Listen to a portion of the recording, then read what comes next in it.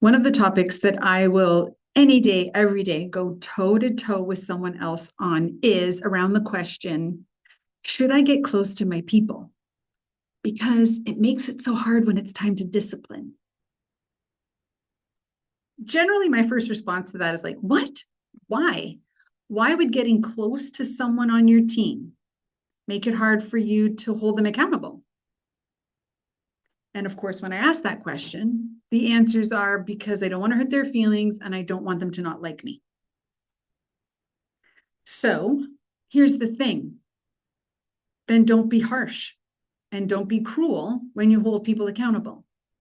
When you hold someone accountable and you follow through with natural or imposed consequences, don't be mean when you do it. Loving firmness. And what most leaders express is, well, I wouldn't be harsh or cruel or mean. So what's the real problem then? The real problem is that often leaders will hold this belief that is in opposition to what they actually believe. They will hold the belief that even when done nicely, the other person won't like it. The other person will be upset with them. So one of the things for us to really think about as a leader is our own experience. When you have been led by someone that you know has your best interests at heart, is a caring leader, has trained you, developed you, provided with feedback, given you fair performance evaluations, given you your raise when you've deserved your raise, given you rope to innovate and explore and make mistakes. When they have noticed when you're off and had real conversations with you to call you up to be your best, do you not respect them? Feel cared by for them? Do you not like them?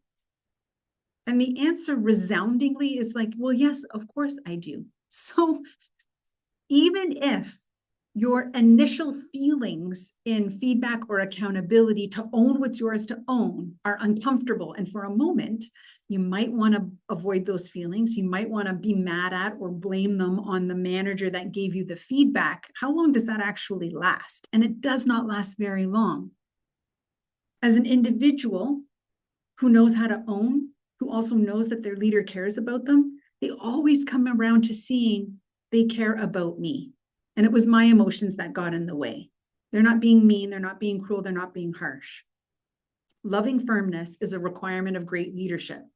Harshness gets you nothing but disrespect, unsafety, and disengagement. And so does avoidance. Avoiding holding people accountable, avoiding calling them up, avoiding follow through with natural or imposed consequences, it also gets you disrespect, a lack of safety, disengagement. You're going to lose followership.